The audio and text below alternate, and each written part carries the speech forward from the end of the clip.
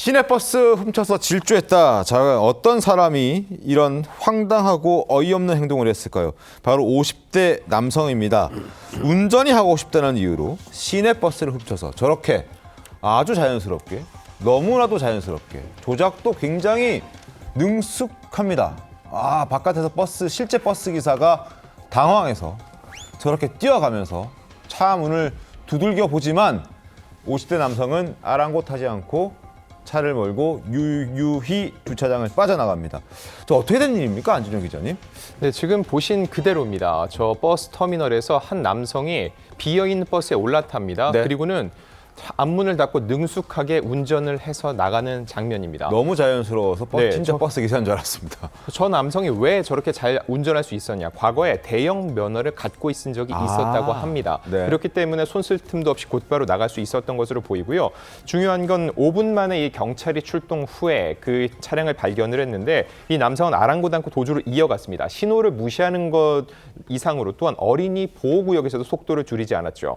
결국 10km를 달린 끝에 반대편에서 마주오던 순찰차가 이 버스를 가로막으면서 주행을 끝났는데 하지만 이 남성 끝까지 내리지 않고 저항했습니다. 네. 결국 경찰은 3단봉으로 유리창을 깨고 50대 남성을 현행범으로 체포됐는데 왜 이런 일을 벌였는지가 가장 궁금해집니다. 이 남성은 버스를 운전하고 싶었다고 얘기를 했고요. 경찰이 쫓아오니 영화의 한 장면 같아 질주했다고 얘기했습니다. 무언가 상식적이지 않죠.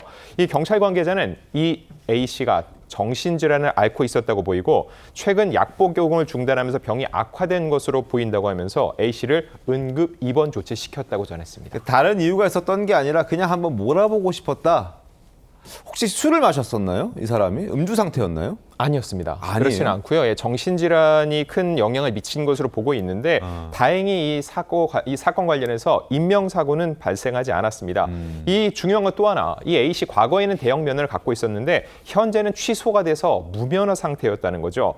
하지만 이 정신질환 부분이 발견이 됐기 때문에 이 조사를 마친 후에 병원에서 치료를 받고 있고요. 이런 심신미약 상태를 주장할 수 있는데 이런 사람들에서 어떻게 향후 또 예방 조치를 할지를 고민해 볼 필요가 있습니다. 조기현 변호사님, 이런 경우 처벌 수위는 어떻게 되나요?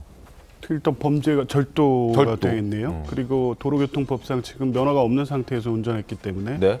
무면허 운전도 있고 지금 이 버스의 질주를 막는 경찰에 대해서 공무집행을 방해한 것 같습니다. 특히 버스라는 차량을 통해서 공무집행을 방해했기 때문에 특수공무집행 방해죄에 해당됩니다.